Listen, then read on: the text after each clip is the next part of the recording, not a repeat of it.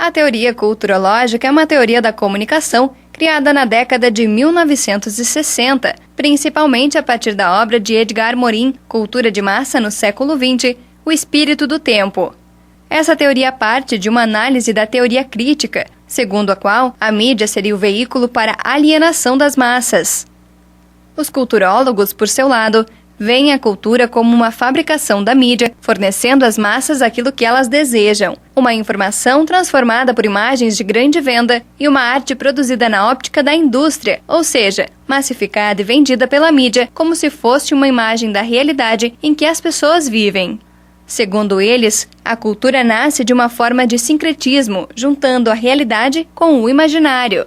Através desta teoria são analisadas, portanto, as consequências sociais da introdução dos símbolos produzidos pela indústria cultural na sociedade de massa consumidora de bens, que supostamente trarão a felicidade ou o resgate da sua identidade. Trazendo o assunto para os dias de hoje, a professora da Universidade de Santa Cruz do Sul, Fabiana Pitinini, fala sobre a teoria.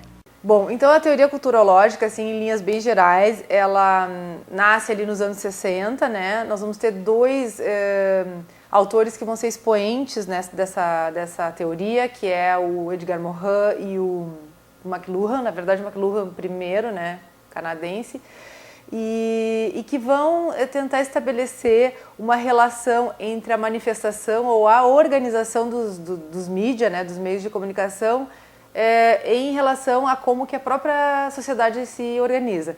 Então, naquele momento, nós vamos ter uma sociedade que está se constituindo como uma sociedade de massa, uma sociedade de padrões, de processos padronizados, uma sociedade que tende a tratar o indivíduo de uma maneira homogênea, toda igual, etc, etc.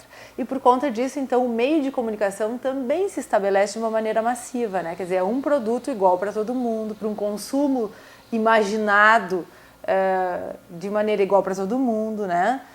E o McLuhan, ele vai inclusive fazer uma relação muito precisa a respeito dessa questão dos mídias, dizendo que nós temos um tipo de meio de comunicação na sociedade primitiva e tribal, né? Quando nós temos só a oralidade como meio de comunicação. Um outro tipo de meio de comunicação quando nós vamos ter a sociedade letrada, que a gente vai ter então a imprensa, e um outro tipo de sociedade que emerge da sociedade planetária, o que ele cunhou a expressão bastante famosa, né, a aldeia global, a partir da cultura audiovisual, ou seja, naquele momento a televisão e o rádio.